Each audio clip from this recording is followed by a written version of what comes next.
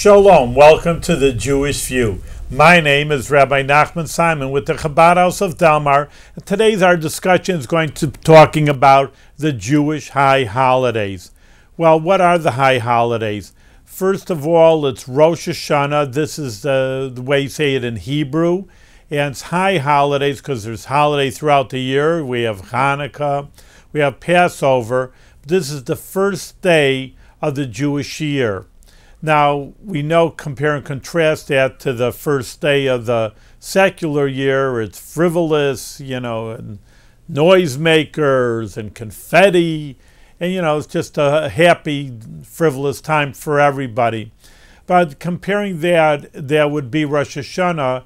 It's a very serious time where most people go to this temple and they're going to decide, because God decides for us, what's going to be for the coming year. Going to be good, or it's not going to be so good. We're going to have money, or maybe not so much money, and health, or maybe not so much health. So these are obviously super important ideas for every person. They're matters that concern our whole being, and therefore we want to pray that it's going to be a good year. But it's very, very serious. And one of the, of course, we always have a little story for everything. One of the stories is that this Reb Levi Yitzhak Berditchev, he was a very famous Hasidic rabbi, lived around 200 years ago. And he was always looking for the good, arguing with God for the good, pleading for the goodness of the Jewish people. And he just, he went into the synagogue beforehand, before services, and he was looking under the benches. He's looking and looking. And the Gabbai, who's a sexton, well, Rabbi, you lost something. Tell me what you lost, and I'm going to help you look for it. He says, no. I didn't lose anything, but I was looking for someone drunk under the seats. The Gabbai says, drunk under the seats? It's the high holidays. This is not a time to party and to have a few extra l'chaims. It's very serious business. You have something very serious. It's not a party and get drunk. And he then pleaded to God. He says, look at how beautiful your Jewish people are. That here it's the new year, and it is a holiday, and you do eat well on the Rosh Hashana. But on the other hand, no one is drunk, and no one is being frivolous about this year. And again, he says, we conclude that, God, please give us a good year and a sweet year. This is the normal and basic blessing you give to every person. Should be a good year, sweet year for every person, because people are taking it seriously, so God judges the Jewish people properly. Now again, before you're judged, God forbid no one should have to go before a judge, but again, I'm a rabbi and I deal with a lot of different people. When they do get caught, well, they don't get it like, you say in Yiddish, a schlumper. You don't just come like a rag doll, even though you may be people on drugs, and they look a little verdroiben, you say in Yiddish, again, using Jewish word, like just schlumped out. But you have to get a haircut, and you look good, you put on a nice suit, and show that to judge that you're respectable. So judge looks, oh, you're a druggie, or you're a lowlife. Well, you look pretty good to me. Maybe we shouldn't give you such a good, a hard sentence. This is the tactics of court. This is what they tell these people that have been arrested. On the other hand, the Jewish people have to also, you don't have to, you should get a haircut and look nice on the holidays, but how do we, God can see through our hearts. So it's not just putting on a nice suit, which you should on a holiday, of course, but what's really in our hearts. And our hearts are going to determine, is it going to be a good year or maybe not so good year? God sees through us. You give the baloney to every person in the world, but you don't give any baloney to God. He knows exactly what's happening. So there's three important ideas to tune ourselves up. Tshuva means repent, which means it's just that, listen, nobody's perfect. Everybody's done something a little bit not good in the past year. So you want to tune yourself up, and God understands this too, but you got to try to be better. So you have to look at yourself introspective of your past deeds or what you've been doing, regret for what you did, decide I'm going to do better in the future, and it's going to be that you're going to have a good year. Then we pray, like I said, there's a lot of prayers on the high holidays. Many of the prayers, I know a lot of people moan and groan. I mean, I deal with a lot of people and saying it's too long. It's called the Machzir. The Siddur is the prayer book for the rest of the year. You have a special prayer book because there's special prayers for the high holidays called the Machzir. From the Hebrew word chozer, goes around, meaning like it's a full cycle. Here we are again at the beginning of the year, another cycle. But we have to do our prayers, and many of the prayers contain very important ideas. Again, they're not just, the rabbis didn't insert these prayers just to give us a hard time and just to moan and groan and saying a lot of words. Should be happy during prayers. And many of the themes is Hamelech, the king. Why? What's the king? Well, again, thank God we're in the United States of America, and we have a president, and we do elect a president, and you can say bad things about the president. He's a schmo and whatever. It's a free country, the freedom of speech. And, you don't like it, I'll vote him out. I'll kick him out of his job or any elected office, which, again, that is your right. But a king is like your authority. You don't say, I don't like this king. Let's get in. Hey, you're rebelling against the king. You're making a revolution. That's not allowed. I'm not saying which was a better part of the government. Of course, like I said, thank God we're in the United States. On the other hand, because a lot of kings were really evil, especially in Europe. But in any case, there is an idea the king is authority. God is the king of kings. Well, sometimes we just said it. Some kings could be very evil and be harsh and take people's money away and their freedom away. And we know all that from, history. On the other hand, if it's a benevolent king and he thinks of the good for the people, then we do owe him in our deepest hearts. They give him the authority to say, hey, you are my king and I'm going to listen to you because I know you have our best interests at heart. Well, of course, that's God. He's not harsh. He's not evil. He doesn't want to do us anything wrong. He does have his decrees. He does want us to live good lives, and that's important. And for some people, that's a little difficult, but, it's only for our own good. And he is the king. But on the other hand, you have to coronate a king. I know a lot of times a king is automatic. England is really the last idea of the monarchy. Of course, they have a queen, but so why did Queen Elizabeth get the job? Well, her father was the king. And if their father is the king, she's the queen. And who's going to be the next king? There's no election there. It's going to be her son. So we know that this is our current events. This is the way we live our lives. We know from what's happening in the royal family in England. On the other hand, that to be a new king, we have to coronate him as the king. He says, really, again, comparing and contrasting to the United States, no one goes around saying, hey, we want you, we pick you out. They have to say, hey, I want the job, and they got to go over to you and shake your hand, and I'll give you this, and no taxes. This one, I'll give you this, I'll give you that. Make me your president, and I'll set you up, and I'll do good for you. And that's kind of the way. No one just goes around saying, hey, we pick a guy off the street, he's our guy, we know he's he's so smart, you have to run to be the president. You want to be the president. But comparing and contrasting that, a real king, and again, probably not the kings and queens that we know of in modern European history, but a real king, we're talking about like Shlomo or Solomon. You're going back thousands of years. You're smart. You're the greatest guy. We want you. He says, I don't need you. It's a big headache to be a leader. You see all the presidents, they turn gray, and it's obviously a very, very difficult job. They still want it, of course, but a king says, I don't need it. Who needs that job? You have money. I have all the jewels. I'm rich. I don't need any money, and I don't need to lord it over anybody. I know I'm smart, but the people say, yeah, you don't want the job, but we want you.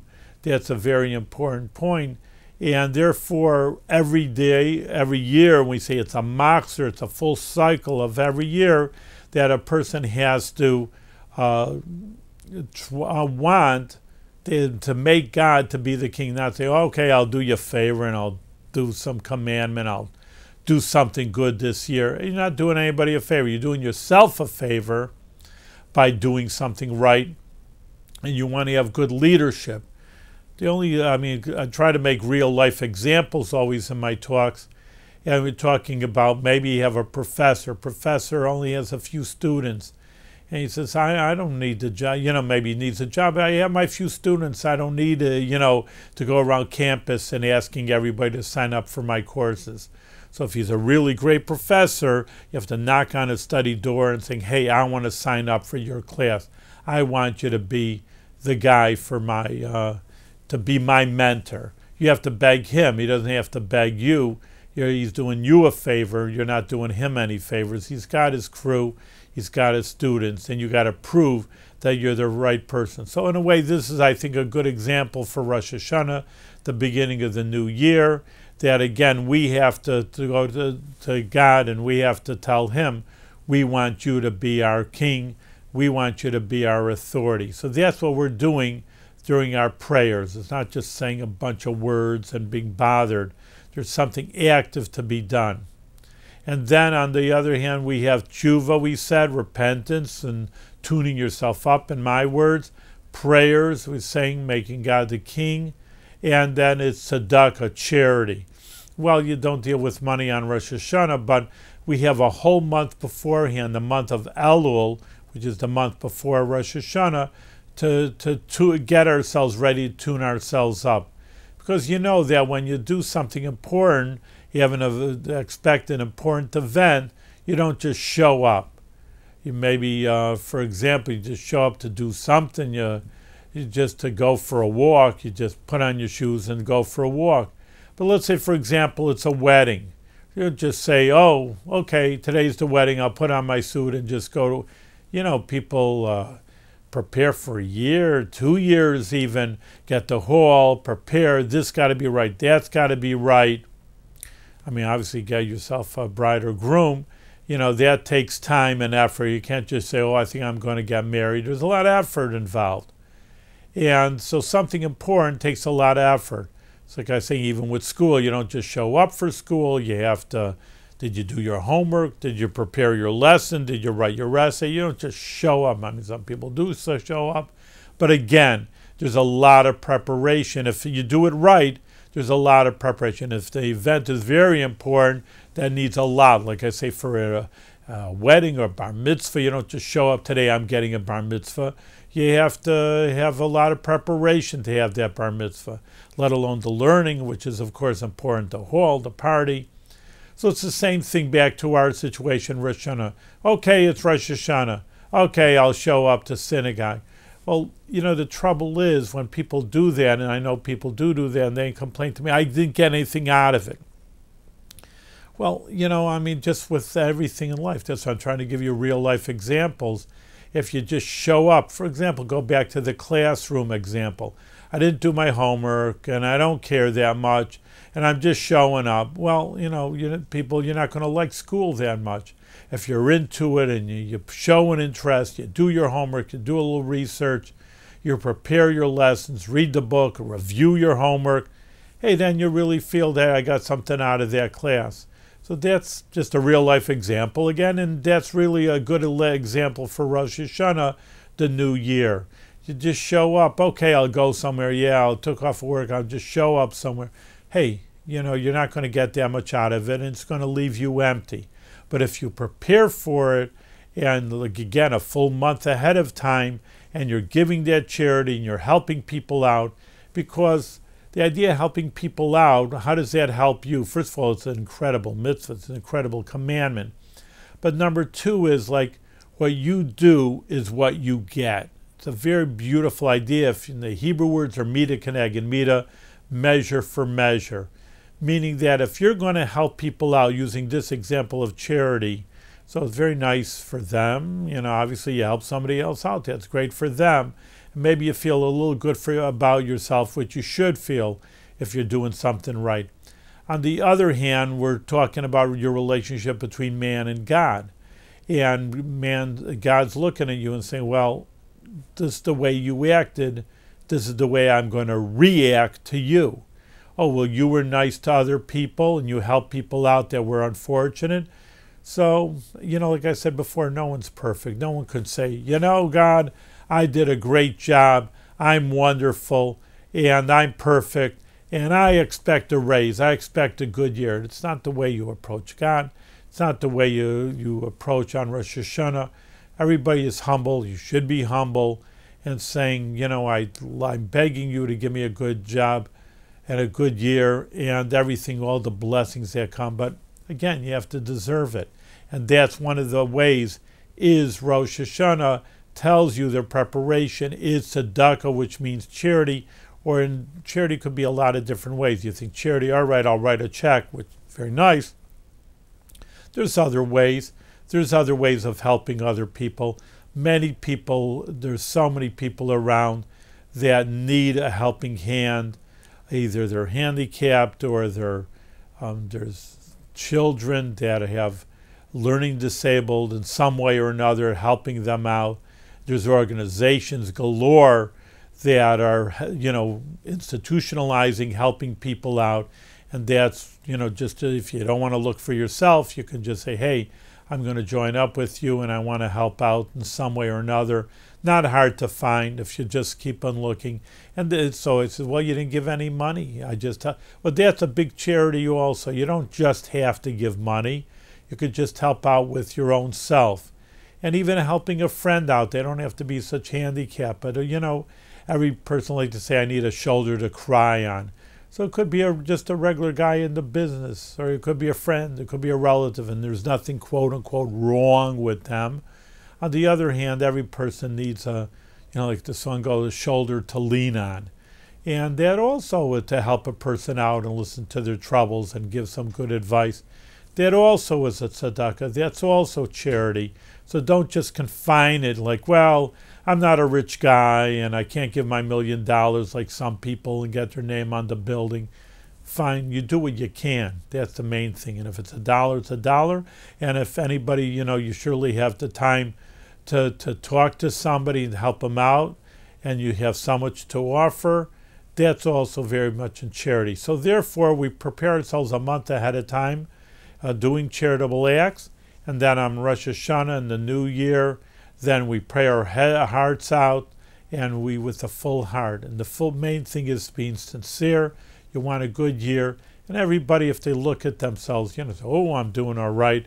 But everybody has problems. Everybody has issues, either with themselves, their health, their children, something or another. Look at the world around us. Pray for the world, that there's always fighting and argument going around one country to another. So the world's surely not perfect. And, you face it, look in the mirror, you see we're not perfect either, and we need a lot of help. So it's just an interesting story, of course, again, my million stories, that someone went to the Rebbe, a Hasidic Rebbe, who was a very holy man and could see through a person because they are so holy, just like God could see in your soul. So these holy people can also. And he would just say that 95% of helping people is just to talk to them, but 5% is to make them realize that they need help. It's very interesting. That's an important point, that a person should go and saying, hey, I just could use help. Once like the old statement is, but it's true about knowing the problem is half the solution. And I would even venture it's even more. Because if you got to have God helping you and friends helping your community, they're going to find a solution for you. But at least you have to know to get help. And that's very, very important for every person. That's Rosh Hashana. And one more thing we still have a few minutes to talk about is the shofar. The shofar is a ram's horn, and we blow it on Rosh Hashana. Again, everything has mystical reasons, because I know people say, well, maybe I'll take a trumpet and blow a few notes on that. A horn's a horn, trumpet, schmumpet. Well, trumpet's made out of metal. It's very, very interesting that it says that metal shouldn't be used when, Second Temple has been over 2,500 years since they built it, 2,000 years since it was destroyed. They said metal cannot be used. They have to carve it away, the stones or whatever have you, the goldsmiths, away from the temple. Why? He says, well, metal's made to hurt. I mean, those days they had swords, but also guns are made out of metal.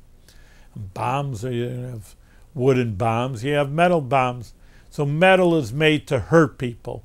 And he says, my temple, the temple in Jerusalem, was made to help people. A person repents, we say they get a good blessing, they don't get hurt, they get good health, and they get long life, instead of, obviously, an army is there to shorten people's lives with all their guns and bombs.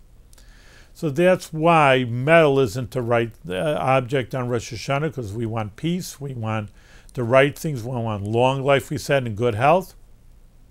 But why a ram's horn? A ram. I mean, there are other animals, but it's very interesting. You have to know your Bible.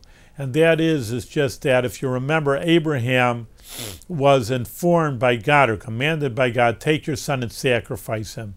Even though this is craziness, my own son, my only son that I love so much. But Abraham did it without any questioning.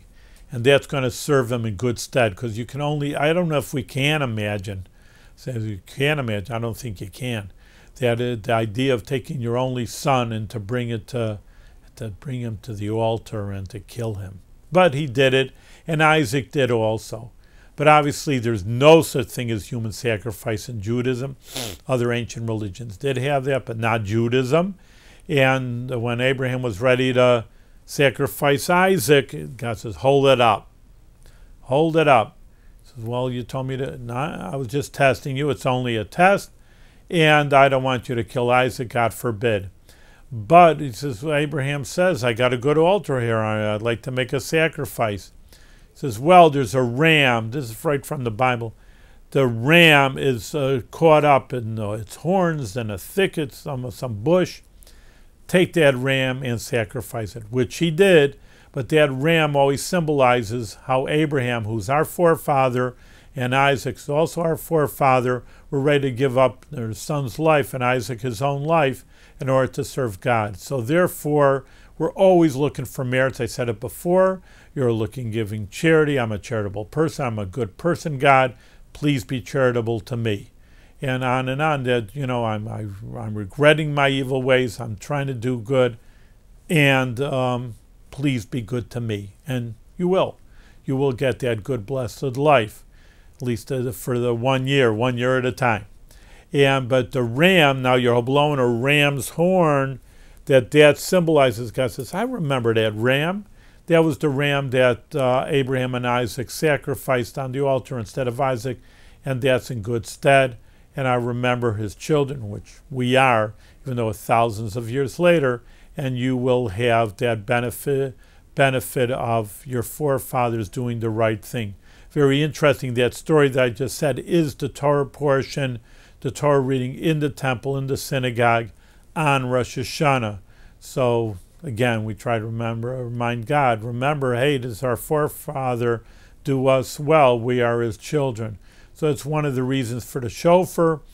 And now again, a little bit of that's your basic Judaism. Is always try to start with basic Judaism, go to the mystical idea of Judaism, that it's a sound, so it's a good sound. Really, when you hear a sound that, for example, an ambulance, ooh, what's happening? I hear a fire engine going by. What's happening? Oh, it's down the block. Let me see. You get excited, or, oh yeah, I hope it's not somebody I know. Look, there's an ambulance. Hope someone isn't sick. So that's what a horn does also. You hear those notes, all of a sudden you get a little bit scared. Hey, it's a big day coming. It's like a siren. And you're saying that, hey, it's, better get your act together, because it's a new year and your fate of life and everything else is dependent on what you're doing now. So it's like an important siren for you to act and get yourself together. And even a deeper idea is that the three sounds of the shofar that are blown, that are just an expression of your heart. The first sound is a straight sound, that's like when something happens. And then the second sounds more like a moaning and groaning, things are bad. And the third sound, it's more like a whimpering, These are just three sounds that we have and that we feel for during the Rosh Hashana services, and just to express our hearts to do the right thing, feel bad for the future, but it should be done with happiness, because like I said, it's an interesting idea. So Rosh Hashanah, maybe you should fast, and maybe you should eat beans, some meager portion. But on the other hand, we know I told you should wear a nice suit, and you should wear nice clothes, and you should have a real good meal. What do you have a good meal for? You're scared. Who knows what's going to be, during the year. But on the other hand, we are assured that things are going to be good because God is benevolent. If you do the right thing, you're going to get rewarded. Sometimes it doesn't happen in this world. I know that people are burned. Hey, I did a good job. They downsized the factory. You're fired. What did I do wrong? Well, that's tough luck. We know that in many cases also. You try your best and you lose. But God is perfect. And if you try your best and you do what you can, and you can fool everybody, but you can't fool yourself. And in your heart, I tried my best. Then you can go home and you say, I'm assured things are going to be good. I started to be a better person, and in turn, God's going to give me all the blessings. And there are three major blessings. You bless a person with b'nai, children. Some people, unfortunately, can't have children. Even if you have children, you know what kind of effort it is, to say the very least, for them to go in the right way. So you need a blessing for that. Chaya means, like Chaim is for life. And of course, we want to live, number one. You can't do anything without living. And number two, we want a quality of life. And that means with health.